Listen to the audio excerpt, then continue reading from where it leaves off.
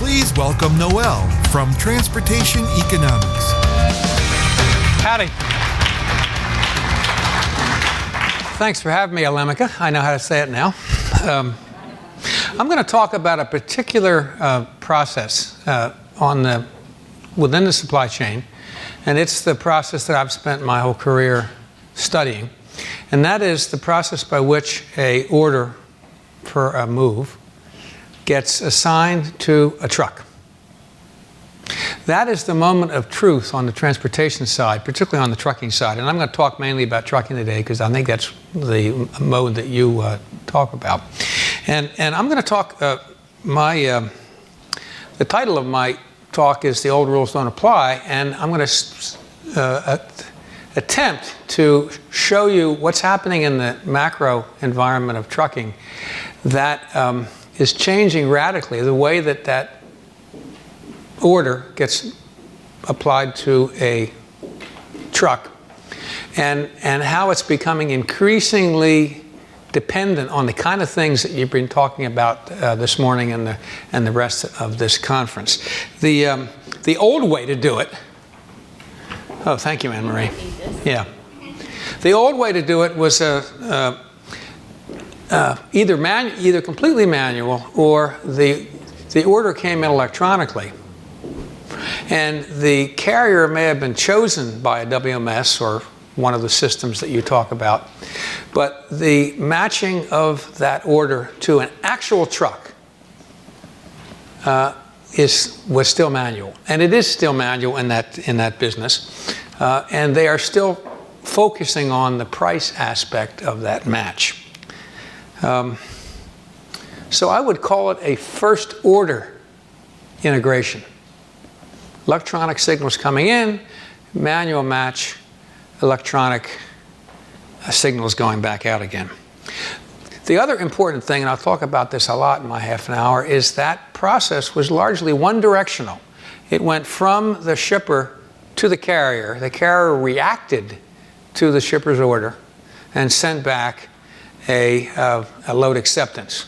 And by the way, if you're talking about the truckload business, the number one event that is the most important in fulfilling the needs of the supply chain is the arrival of the truck at the loading dock. And that's what's called in our business, the jargon is load acceptance. Once it gets to the loading dock, that thing is going to be on time because trucks are pretty high service things. And there's very, very low, typically a large truckload carrier will have a 98% service reliability number. But that might not be how many loads they accept. That's simply whether or not once they take it, do they get there. So it was one directional, industry reacting to what the shipper wanted. Now, the new way, and I'll show this with my slides, is we're now getting into the business of a second order match. And what we're saying is not only what does the shipper want and what does the carrier have and how do we make a match, it is more of give me some more information about the background of that shipper's requirement, how much flexibility is that, and give me some more information about the availability of trucks. How many are available here and there? And rather than it being a first order match, I need a truck in Philadelphia tomorrow, it is how many trucks do you have in the Northeast? And I'd like to ship it tomorrow, but if you can give me a break, I can ship it Thursday instead because I've got some flexibility. And if that lowers your cost, that lowers my supply chain cost. So it's a second order optimization looking at the conditions of both sides of the supply chain. So that's the back. Oh, and by the way, it is now much more bidirectional. The carriers have needs as well as the shipper. And as a matter of fact, I'm going to show you that for a couple of years in the 18-19, it's going to be mainly this way, with the carriers reacting to stress on the shipper side. I mean, the shippers reacting to stress on the carrier side, rather than simply the carriers always reacting to what the shipper wants. So rule number one is that, and this was a very important point It's a temporary point, but it is the point for the next 5 years. And that is that trucking always gets better, service always gets better, and the cost always go down. And the facts are that ain't the case anymore. Given the existing technical environment, we are in a very mature market that is getting less productive, not more productive. And so you cannot depend on your transportation budget going down every year. And here's some of the data that shows it. This chart on the left, the red is surge capacity. Look at that. This is in a 100 to 80% scale. And you can see that we used to run capacity utilization, that's blue, in the low 90s. And in a good peak year, we get up to 95. You can see that. Let's see if I've got one of these. No, I don't, but you can see it in those peaks. Well, because of competition and because of the engineering that supply chains and carriers have done, we are now up in a good year, like last year, to 98, 99%. And that means there's no longer surge capacity. So what happens if, for instance, we have bad weather? Look over here, you can see that back when Katrina hit in, was it 07 or 08, we were at 90% capacity utilization, and the additional work that Katrina required the industry to do only took up, what, a quarter of the existing surge capacity. When Sandy hit, we were already close to the break point, and so we got right up against the limit, and things were pretty tight. And you can see, by the way, in the statistics back 3-4 years ago, where prices went up after Sandy hit. And then last year, when we had that long winter, we were already at capacity, and the inefficiencies caused by the snow and the plant shutdowns and all that stuff caused us to go into the negative. And so we had a really strong capacity shortage last year that was caused by the fact that there was no longer enough surge capacity to handle an emergency like that snow. And I would bet in the southeast, if you're in Atlanta or Florida or North or South Carolina, you will see for the next month an increase in your freight rates because we had a major weather emergency in South Carolina that you all know 10 days ago. And there's relatively little surge capacity to handle that, and so that's going to put that particular regional market into a tightness. This particular event wasn't as big as Katrina or Sandy or the winter, so it's not going to have national effects, but it will have regional effects. So the old rule was things are always getting better. The new rule is they ain't. Second one is if you're thinking from in the head of the carrier, the old rule was it's about volume. The way for me to get profitable is to get bigger. That's what Don Schneider at Schneider believed for 40 years. It's what J.B. Hunt believed. It's what Werner believed. It's what all those guys that were running the truckload fleets in the 90s believed. Well, they don't believe it anymore. Now they believe it's about profitability. And what's the data show? Well, first off, this is the ratio of, this is for 3 different modes. Truckload, the one you're interested in, is blue. And what I've said is, how does the volume today compare to what it was at the previous peak? So are we at, below, or above where we were at the previous peak in the last recovery, which was 06?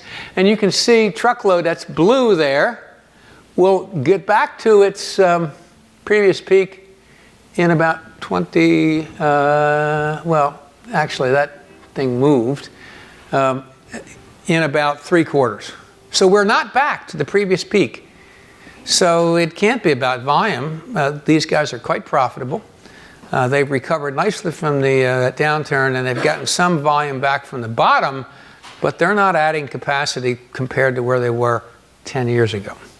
And if you look at rail carload, I don't expect rail carload, that's the mixed side of the railroad business, to get back to its previous peak until 2030.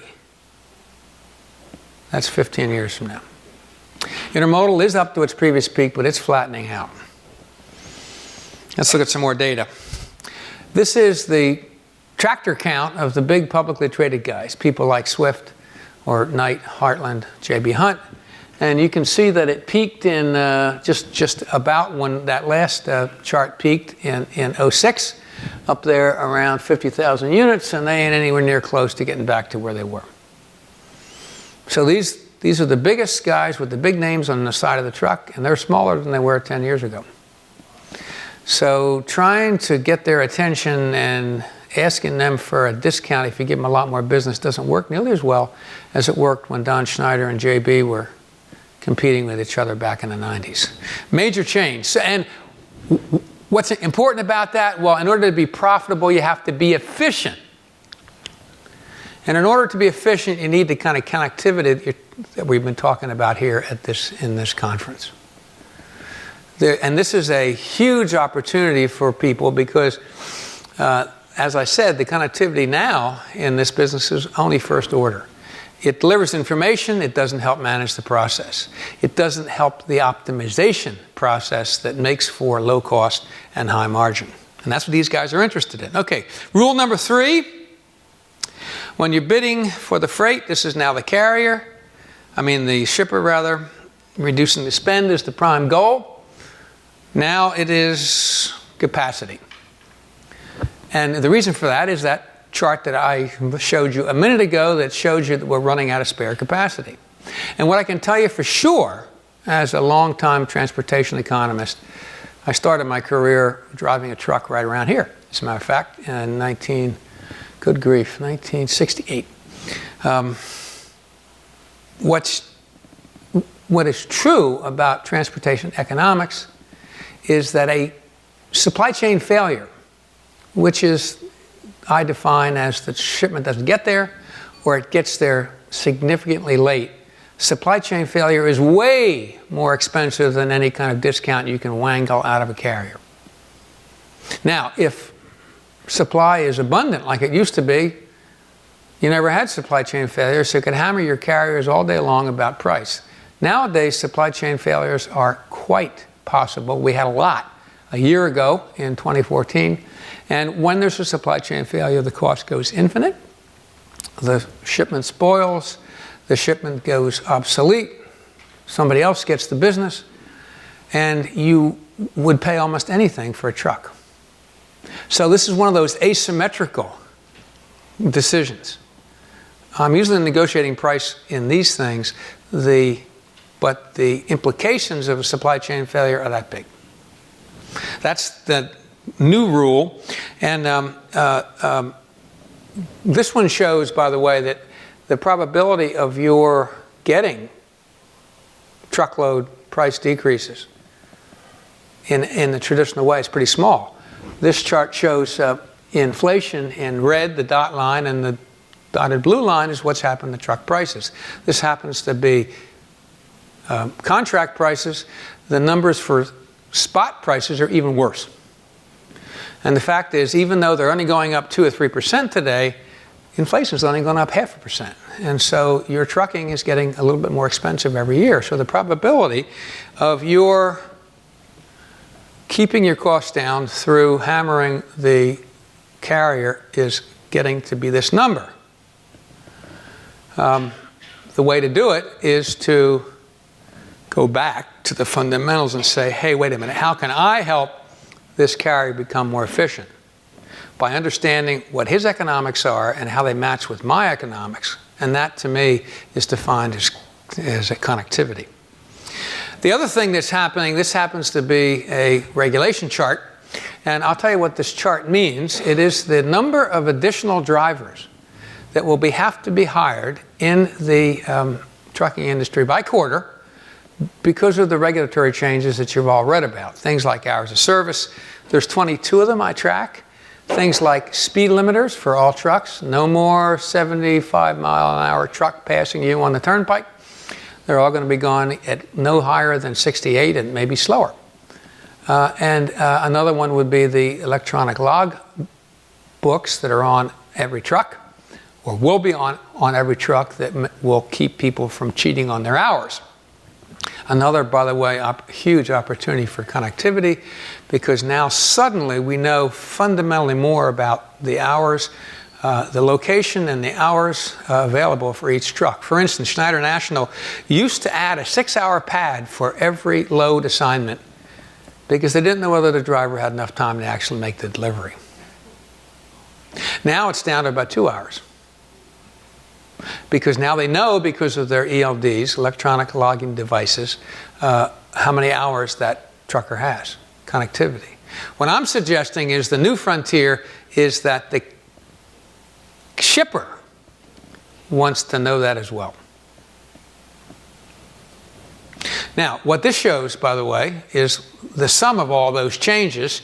And each time we get a burst of hiring activity, like is shown on this chart, for instance, over there was 2013 when hours of service changed over on the left.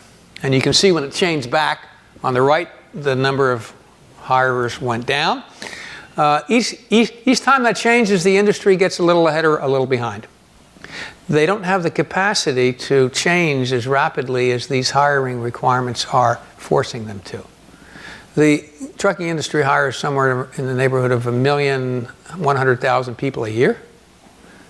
That's how many truck drivers we have to hire. And if you ask me to hire 5% more, it's not likely that I'll be able to do that. Maybe I'll hire 2% more. And so there's a shortage. So what these numbers imply is that big number on your right there, sometime in between 2017 and 2019, all of these regulations come due, there's going to be a major shortage of capacity in the trucking business.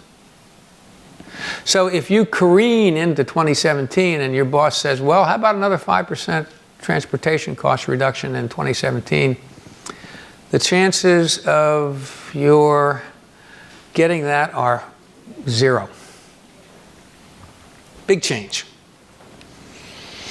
Now, what's it mean in terms of price and capacity utilization? Well, this is the first estimate that I've made. And I've compared it on that side with some history we have. You can see what happened in 2004 and 2005 when we had a similar crisis. Not as bad, but a similar one. That's when hours of service first changed. Seems like ancient history now, doesn't it? The Phillies were good back then. 2014, we had it again. Capacity utilization was a little higher. And there was a seasonal surge in 2014. Well, there wasn't 2004 too that made it worse. These numbers are seasonally corrected, so it actually gets worse in the spring. The big surge now, by the way, is between March and July. It is no longer in the fall. This year, it looks like we're not going to have a fall surge at all. We probably will at Thanksgiving, but not much otherwise. Now, here's where we are currently. Be careful with that scale. You can see that spot prices are negative right now before fuel. Contract prices are really low, and that's because capacity utilization is back down to about 95%. That's historically very high, but compared to what we're used to now, it's quite low. And the market is roughly in equilibrium, and there's plenty of trucks. So what happens in 2018 or 19 when these regulations hit? Well, we have something to compare, 2004 and 14, where we had a crisis before, and that previous chart that I just showed you, if you look carefully at the amount of regulatory drag, it's 3 times. So it should be worse. And that says something that we should be at capacity utilization somewhere above 100%, whether it's 103 or 108, doesn't matter. These numbers are meant to scare you. That's the purpose. Prices, well, I think spot prices are going to be higher than they were last year, and they were up 22% last year at the peak. And I think contract prices will be higher than they've been last year, not quite as high perhaps as 2004, because there's been some changes that are moderating it. But still, it ain't going to be no 1%, it's going to be 6, 7, 8%. And that's the favorable forecast. So let's go to the rule number 4. I think it's my last one. And that is my core carrier will handle everything I have. All I got to do is send him or her an order, and my goods will move. And nowadays, nope. I have to be very careful about what's my good freight. That's the easy to move stuff that is inherently productive. It's the stuff that is regular every day. It's not that weekly variation that Anne-Marie talked about. It is the stuff that goes to places where I can get back loaded. it's not Boise on Friday night. Well, it used to be that if you wanted my good freight, you had to take my bad freight. Well, them days is over, because what has happened is that we have progressively engineered the cost of that good freight down. So now it fully reflects the inherent costs of that productivity, and there's no surplus left over for the carrier to cover the losses that he or she were taking on that bad freight. So what's happening is we're dumping that spot freight away from the core contracts into the spot market. And let's see, well, this just shows what's happened. These are 5 different segments of the market based on how we match loads and trucks. There's private, that's where I provide the trucks myself for my freight. There's dedicated, that's where Schneider dedicates trucks to me all the time. It's basically the same as private, except they do it for me. Then there's defined route, and in that case, that's where a carrier serves the same routes every day, knows exactly what's going on, relatively high productivity. Network asset, which is hidden in there, is what Schneider and Swift do, where they'll take you anywhere in the country in an asset truck, and if I get enough loads, I get pretty good matches. And then finally, the spot market is the last piece. Used to be that these contracts would cover almost 40% of the market. And from the for-hire standpoint, you can see that's this part here. It covered 70%. Well, nowadays, no. My contract does not cover a lot of the asset network stuff and none of the spot market anymore. If you want that stuff, take your chances on the damn spot market. And if it's 22% up, tough, you know what? That's what we would say in West Philly. So, rule number 5, that's where I'm from. The wait a minute. Okay.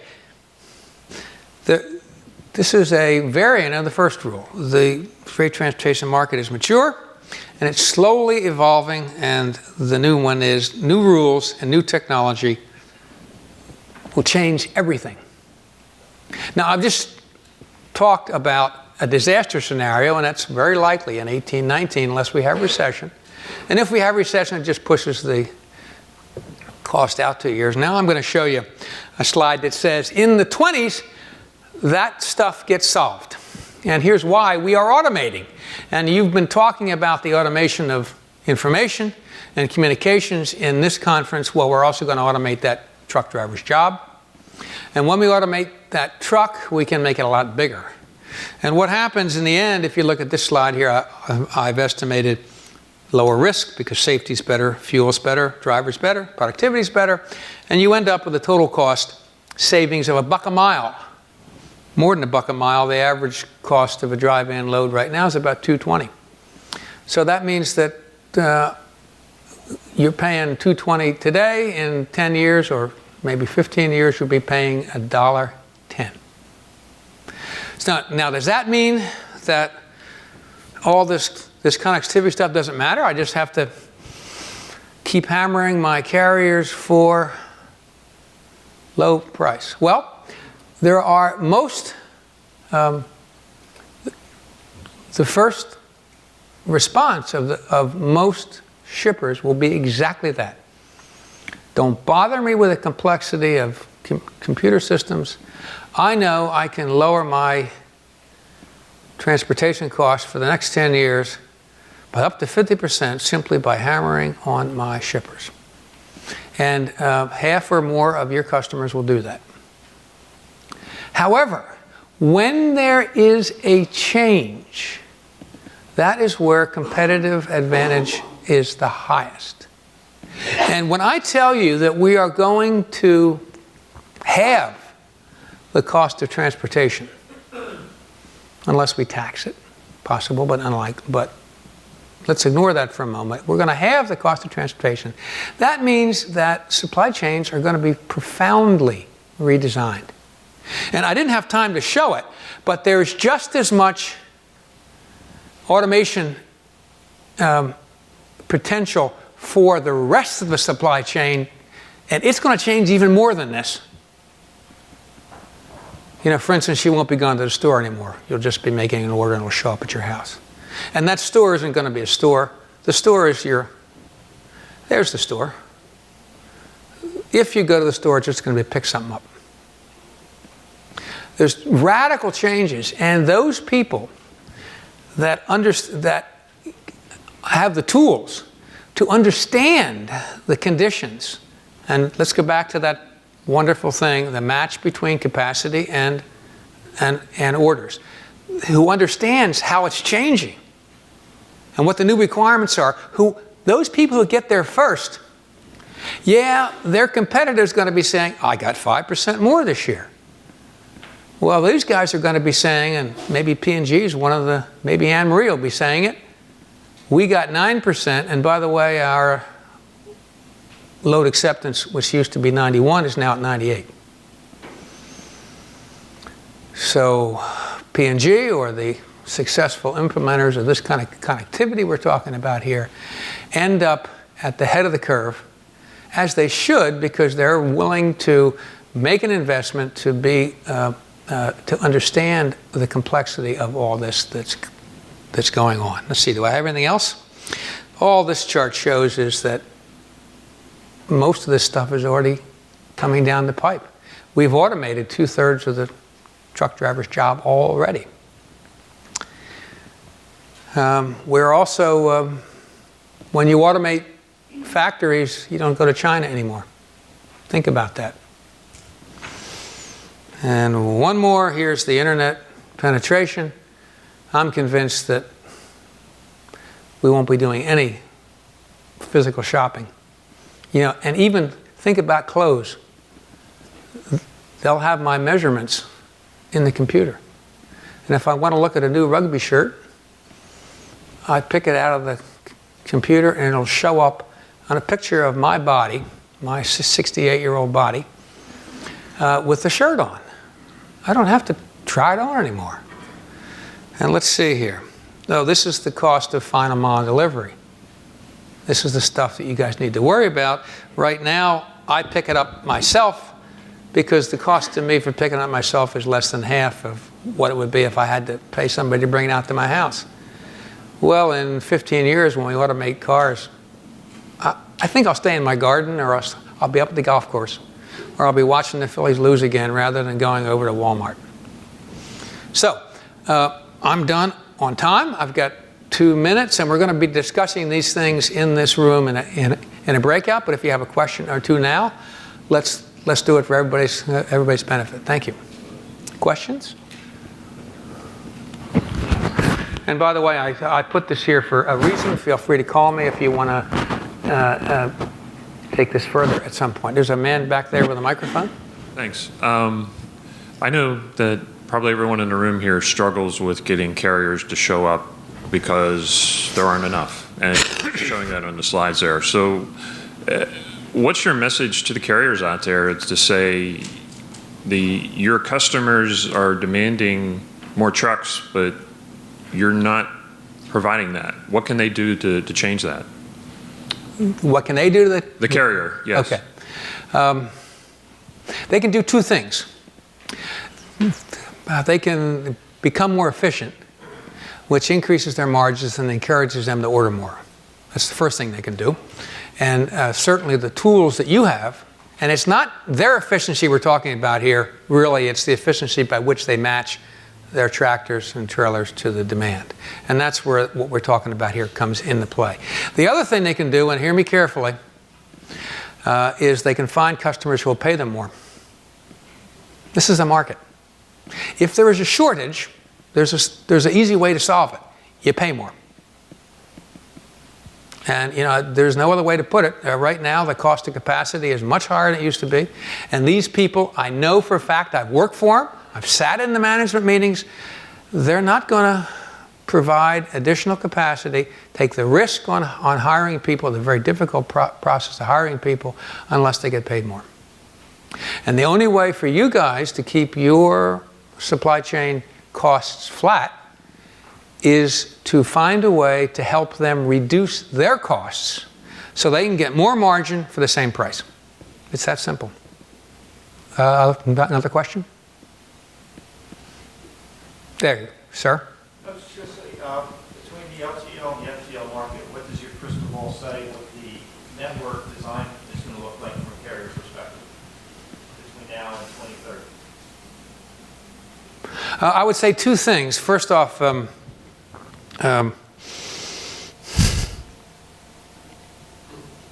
I don't think the network design for LTL changes that much.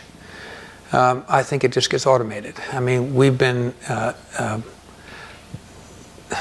the only thing that would change is that they'll...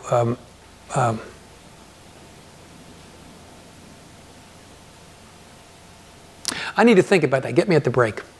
I'm not sure what my answer is on LTL. The truckload network will be far more homogeneous because we have a lot more information. And the ultimate answer is you'll no longer have